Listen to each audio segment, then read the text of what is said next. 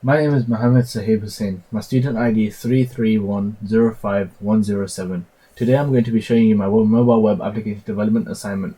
I'm going to be going through all my tasks, the pre-planned wireframes, and the final user interface.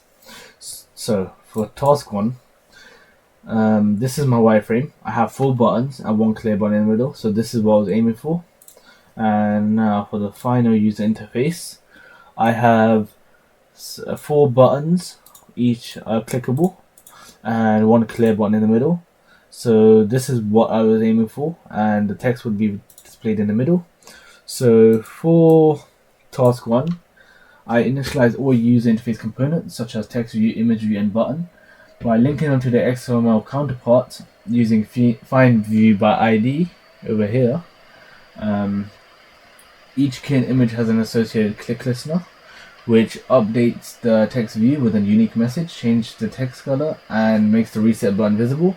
The reset button's click listener restores the text view to its original message, reverts the text color to blue, and hides itself to reset the app status. This logic creates an interactive experience by dynamically updating the user interface in response to user actions, seamlessly combining the front-end design with back-end functionality. So this is my task 1, and now task 2. Okay, now on to task 2. So what's on screen is my wireframe. So this is my wireframe for task 2. What I did here, I added 3 class types. This was 3 checkboxes, and you pick an option, and when you pick a checkbox, the session spinner will update, so you can choose different spinners, and there should be a clear button at the bottom. So now for my final user interface, this is what I got. I had 3 checkboxes, so cardio, strength training, and boxing. I click strength training. The session spinner at the bottom would update, and I can choose one of them. And with doing this, there would be a explanation displayed at the bottom. And the clear button obviously cleared the whole thing, the whole screen. And you can click the next one, submit. Yeah, it works perfectly. So for this task, the backend dynamically updates the spinner content based on the selected radio button using an on-check change listener. So over here, select on-click listeners, and when a user selects a fitness class type, the corresponding session options are displayed in the spinner. This is handled by checking selected radio button IDs and updating the spinner's adapter with the appropriate dataset. For instance, selecting boxing displays options like jabs and footwork. The submit button combines the selected class type and session, displaying the result along with a short explanation. The clear button resets all selections, ensuring the interface is ready for new input. Submit clear. So what happened? The bugs I experienced with this, so the app displayed incorrect explanations for sessions if the spinner wasn't refreshed properly. This was caused by old data in the spinner when switching between radio buttons. What I did to fix this was I reset the spinner to its default state before updating with new data to ensure no old data was reused. And now onto task 3. This is my wireframe. My wireframe has checkboxes and quantity and order and clear button. These would use mathematical calculations to find the total. And now onto my final user interface. This is my final user interface. I have checkboxes, options, and if I click large, and then quantity, let's say 14, I get the total cost there, and order, and that's the total cost. I can clear it and make a new order. So for my backend, for the backend of the ordering app, dynamically calculates the total price based on user inputs, ensuring a seamless and interactive experience. Event listeners are used to detect changes in pizza size, toppings, and quantity, triggering the calculate total method to update the total price in real time. The app validates the quantity input to ensure it's a positive number and multiplies the total price by selected quantity. The radio buttons handle the size selection, while checkboxes allow users to choose toppings, each contributing to the final cost. So this is my task 3. On to task 4. So for task 4, this is my wireframe. My wireframe has a recycler view, a scroller view at the bottom, and description of the movie and title of the movie.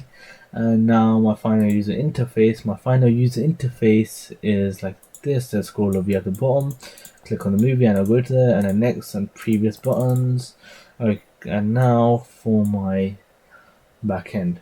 My app's built to handle a moving browsing experience. I manage a list of movies, each containing a title description and poster image, navigation between movies are controlled using buttons and image buttons. The current movie index determines which movie details are displayed, and the update movie display method. Movie display method dynamically updates the UI component. The app uses a recycler view for horizontal scrolling, but instead of a traditional adapter, I handle data binding directly in the activity for simplicity and control. And now task 5. So for task 5, these are my wireframes. One is the login screen, the registration screen, and the main screen. The main screen has 2 packages, and this is what I was aiming for. So for my final user interface, this is what I got. The username, password, login screen. The register screen is here. Add your registration details. I already have registration details. MSH, login.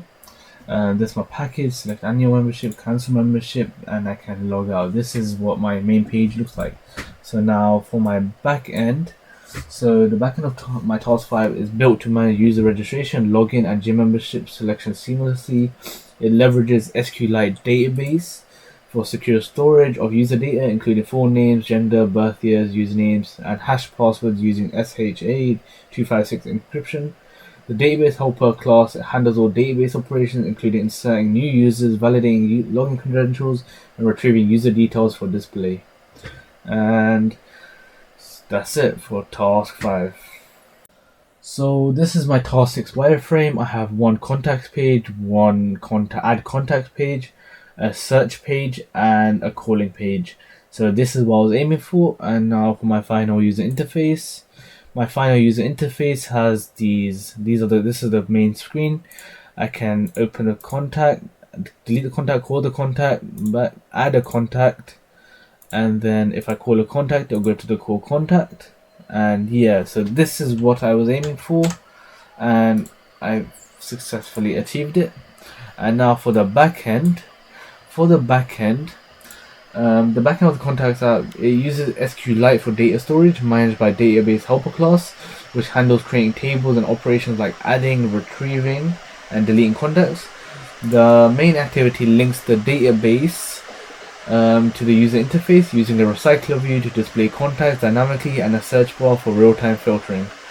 Adding contacts is handled in the add contact activity with validation, while contact details allows viewing, calling, and deleting contacts. The app ensures smooth performance with efficient queries and real-time updates. So this is my task 6. And now on to task 7. So now for my task 7. For my task 7, I have 4 wireframes. One is the main screen. The second picture is the confirmation for the reservation, and the third picture is making the reservation, and the fourth picture is the reservation at the end details, where all the reservations will pop up, and a cancel button and a back to main screen button. So now for my final user interface. This is my final user interface. I'm able to scroll through the list for the movies I have. If I want to watch this movie, I can click on it. It has the reservation dates. I want to go on the 31st, confirm reservation, and this is my confirmation message. Go to reservations, and this is where I have all my reservations. I can cancel them, and go back to the home screen. I can add a movie, which is an admin feature, and I'm able to add a movie directly from the final user interface. And now for my backend. On my backend uses Room for data storage, with reservation data as the entity and reservation DAO for database operations like insert, fetch, and delete. Database Manager ensures centralized access, while Picasso loads movie images seamlessly. Adapters like Movie List Adapter and Reservations Adapter handle dynamic updates for movies and reservations, ensuring smooth user interface interaction with efficient background threading for database tasks. This is my task 7, and all my tasks have been completed. So far, I believe this assessment has been both challenging and rewarding. I successfully implemented core functionalities while going into advanced features. These experiences have significantly enhanced my technical knowledge and confidence, preparing me to tackle more complex projects in the future. I look forward to applying these skills to create scalable, user-centric applications. Thank you for listening. Have a good day.